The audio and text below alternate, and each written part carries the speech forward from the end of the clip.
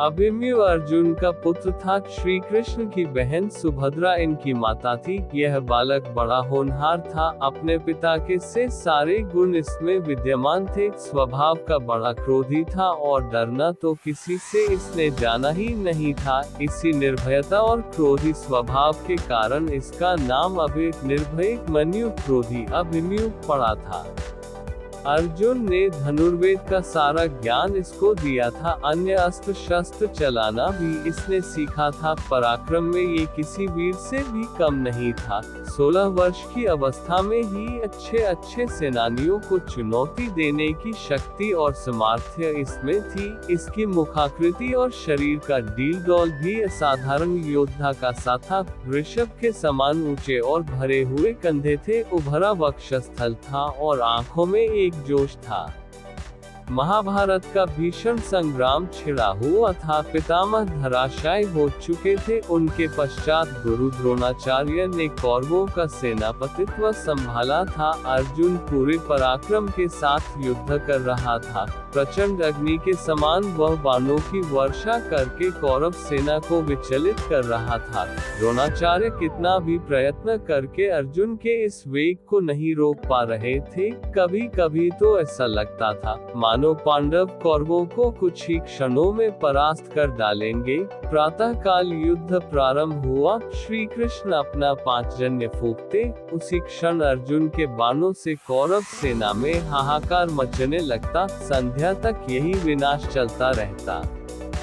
दुर्योधन ने इससे चिंतित होकर गुरु द्रोणाचार्य से कहा, हे आचार्य, यदि पांडवों की इस गति को नहीं रोका गया तो कौरव सेना किसी भी क्षण विचलित होकर युद्ध भूमि से भाग खड़ी होगी। अतः कोई ऐसा उपाय करिए जिससे पांडवों की इस बढ़ती शक्ति को रोका जाए और अर्जुन के सारे प्रयत्नों को निष्फल किया जाए।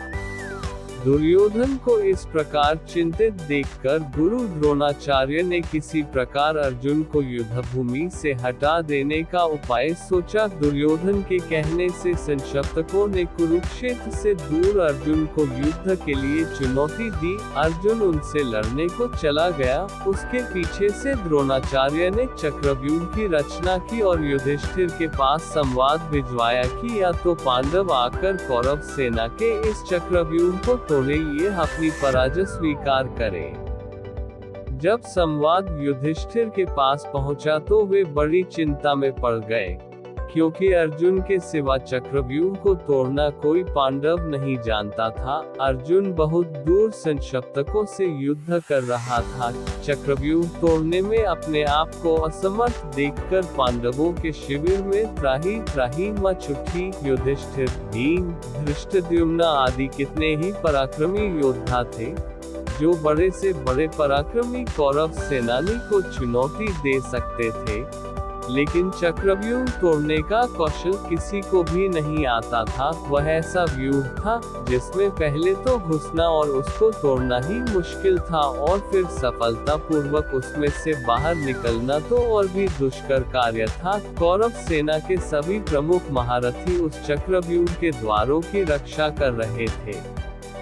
जब सभी किंकर्तव्य विमूढ़ की सभा में बैठे हुए थे और अर्जुन के बिना सिवाय इसके कि वे अपनी पराजय स्वीकार कर ले, कोई दूसरा उपाय उनको नहीं सूझ पड़ रहा था। अभिमन्यु वहां आया और सभी को गहन चिंता में डूबा हुआ पाकर युधिष्ठिर से पूछने लगा कि चिंता का क्या कारण है। युधिष्ठिर ने सारी बात बता दी। उसे सुनकर वह वीर बालक अपूर्व साहस के साथ बोला, आर्य, आप इसके लिए चिंता न करें। दुष्ट कौरवों का ये षड्यंत्र किसी प्रकार भी सफल नहीं हो सकेगा। यदि अर्जुन नहीं है तो उनका वीर पुत्र अभिमन्यु तो यहाँ है। आप दुर्योधन की चुनौती स्वीकार कर लीजिए, मैं चक्रव्यूह तोड़ने के लिए जाऊंगा। अभिमन्यु की बात सुनकर सभी को आश्चर्य होने लगा। एक साथ सबकी नीचे झुकी हुई गर्दनें ऊपर उठ गई। फिर भी युधिष्ठिर ने इसे अभिमन्यु की नादानी ही समझा। उन्होंने पूछा, बेटा, तुम्हारे पिता अर्जुन के सिवा इनमें से कोई भी चक्रव्यूह भेदना नहीं जानता, फिर तुम कैसे इसका भेदन कर सकते हो? हाय, आज अर्जुन होता तो यह अपमान न सहना पड़ता, संध्या काल तक भी वह गांडीव धनवा नहीं आ सकेगा और पांडवों की यह सेना, जिसको लेकर वह प्रचंड वीर अभी तक युद्ध करता रहा है, अपने अस्त्र डालकर कौरवों से पराजय स्वीकार कर लेगी। हाय हाय क्रूर विधाता, ये कहकर युधिष्ठिर अधीर हो उठे। उसी क्षण अभिमन्यु ने सिंह की तरह गरजकर कहा, आर्य, आप मुझे बालक न समझे, मेरे रहते पांडवों का गौरव कभी नहीं मिट सकता। मैं चक्रव्यूह को भेदना जानता हूँ। पिता ने मुझे चक्रव्यूह के भीतर घुसने की क्रिया तो बतला दी थी, लेकिन उससे बाहर निकलना नहीं बताया था। आप किसी प्रकार चिंता न करें, मैं अपने पराक्रम पर विश्वास करके चक्रव्यूह को तोड़ूंगा और उससे बाहर भी निकल आऊंगा। आप चुनौती स्वीकार कर लीजिए और युद्ध के लिए मुझे आज्ञा देकर शंख बजा दीजिए। उस दुर्योधन को संदेश भिजवा दीजिए कि वीर धनंजय का पुत्र अभिमन्यु उनकी सारी चाल को निष्फल करने के लिए आ रहा है। कितनी ही बार अभिमन्यु ने इसके लिए हठ किया, परिस्थिति भी कुछ ऐसी थी। युधिष्ठिर ने उसको आज्ञा दे दी। अभिमन्यु अपना धनुष लेकर युद्धभूमि की ओर चल दिया। उसकी रक्षा के लिए भीमसेन, धृष्टद्युम्न और सात्यकी चले। चक्रव्यूह के पास पहुंचकर अभिमन्यु ने बाणों की वर्षा करना आरंभ कर दिया और शीघ्र ही अपने पराक्रम से उसने पहले द्वार को तोड़ दिया और वह तीर की सी गति से व्यूह के अंदर घुस गया। लेकिन भीमसेन, सात्यकी और धृष्टद्युम्न उसके पीछे व्यूह में नहीं घुस पाए। उन्होंने कितना ही पराक्रम दिखाया, लेकिन जयद्रथ ने उनको रोक लिया और वहीं से अभिमन्यु अकेला रह गया। अर्जुन का वह वीर पुत्र अद्भुत योद्धा था। व्यूह के द्वार पर उसे अनेक योद्धाओं से भीषण युद्ध करना पड़ा था, लेकिन उसका पराक्रम प्रचंड अग्नि के समान था। जो कोई उसके सामने आता था, या तो धराशाय हो जाता या विचलित होकर भाग जाता था। इस तरह व्यूह के प्रत्येक द्वार को वह तोड़ना चला जा रहा था।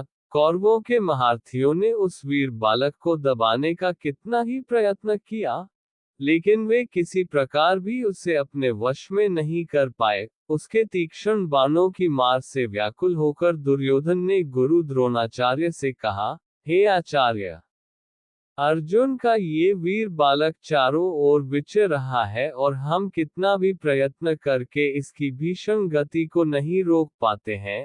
एक के बाद एक सभी द्वारों को इसने तोड़ दिया है। ये तो अर्जुन के समान ही युद्ध कुशल और पराक्रमी निकला। अब तो पांडवों को किसी प्रकार पराजित नहीं किया जा सकता। इसी प्रकार कर्ण ने भी घबराकर द्रोणाचार्य से कहा, हे गुरुदेव, इस पराक्रमी बालक की गति देखकर तो मुझको भी आश्चर्य हो रहा है। इसके तीक्ष्ण बाण मेरे हृदय को व्याकुल कर रहे हैं। ये ठीक अपने पिता अर्जुन के समान ही है। यदि किसी प्रकार इसको न रोका गया तो हमारी यह चाल व्यर्थ चली जाएगी। अतः किसी तरह से इसको चक्रव्यूह से जीवित नहीं निकलने देना चाहिए। द्रोणाचार्य अभिमन्यु की वीरता देखकर कुछ क्षणों के लिए चिंता में डूबे रहे। अर्जुन के उस वीर पुत्र के कर्ण, दू, शासन आदि महारथियों को पराजित कर दिया था और राक्षस अलम्बुश को युद्धभूमि से खदेड़कर बृहद्बल को तो जान से मार डाला था। दुर्योधन के सामने ही उसके बेटे लक्ष्मण को भी उसने मार डाला था। बड़े बड़े शूरवीर खड़े देखते रह गए और वह प्रचंड अग्नि की लपट की तरह सबको भस्म करता हुआ चक्रव्यूह को तोड़कर अंदर घुस गया। जब कौरवों के सारे प्रयत्न निष्फल चले गए तो उन्होंने छल से काम लेने की बात सोची। अलग अलग लड़कर कोई भी महारथी अभिमन्यु से नहीं जीत सकता था, इसलिए उन्होंने मिलकर उस पर आक्रमण करने का निश्चय किया। कृपाचार्य, कर्ण, अश्वत्थामा, बृहद्बल, शकुनी का चचेरा भाई कृतवर्मा और दुर्योधन आदि 6 महारथियों ने उसे घेर लिया और उस पर भीषण आक्रमण कर दिया। कर्ण ने अपने बाणों से उस बालक का धनुष काट डाला, भोज ने उसके घोड़ों को मार डाला और कृपाचार्य ने उसके पार्श्व रक्षकों के प्राण ले लिए। इस तरह अभिमन्यु पूरी तरह निहत्था हो गया। लेकिन फिर भी जो कुछ उसके हाथ में आया उससे ही वह शत्रुओं को विचलित करने लगा। थोड़ी ही देर में उसके हाथ में एक गदा आ गई, उससे उसने कितने ही योद्धाओं को मार गिराया।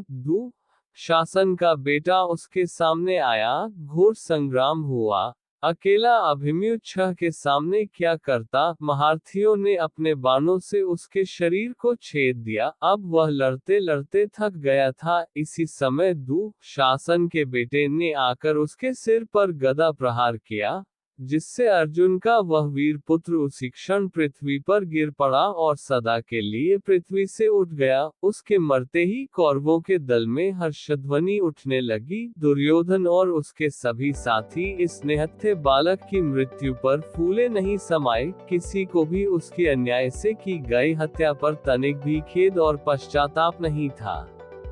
जब अभिमन्यु की मृत्यु का समाचार पांडव दल में पहुंचा तो युधिष्ठिर शोक से व्याकुल हो उठे। अर्जुन की अनुपस्थिति में उन्होंने उसके लाल को युद्धभूमि में भेज दिया था।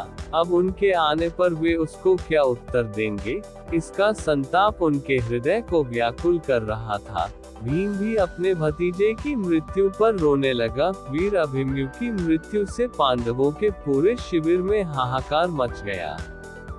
संशप्तकों से युद्ध समाप्त करके जब अर्जुन वापस आया तो वह दुखपूर्ण समाचार सुनकर मूर्छित हो उठा और अभिमन्यु के लिए आरित स्वर से रुदन करने लगा। श्री कृष्ण ने उसे काफी धैर्य बंधाया, लेकिन अर्जुन का संताप किसी प्रकार भी दूर नहीं हुआ।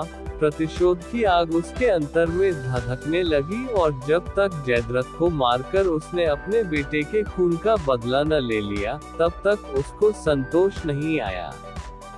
श्री कृष्ण को भी अभिमन्यु की मृत्यु पर कम दुख नहीं हुआ था, लेकिन वे तो योगी थी, बालकों की तरह रोना उन्हें नहीं आता था। प्रतिशोध की आग उनके अंदर भी जल रही थी। उन्होंने स्पष्ट कहा था कि अपने भांजे अभिमन्यु की मृत्यु का बदला लिए बिना वह नहीं मानेंगे।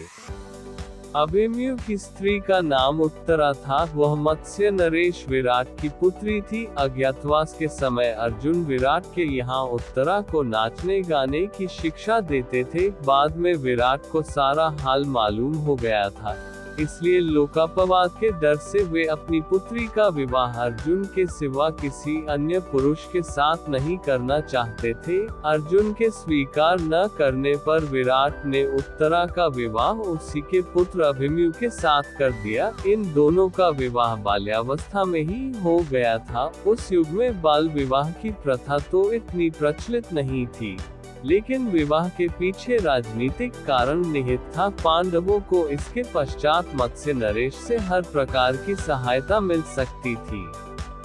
अपने पति की मृत्यु पर उत्तरा शोक से पागल हो उठी थी। श्री कृष्ण ने उसे कितना ही समझाया था, लेकिन फिर भी कितने ही दिनों तक उसका रुदन एक क्षण को भी नहीं रुका था।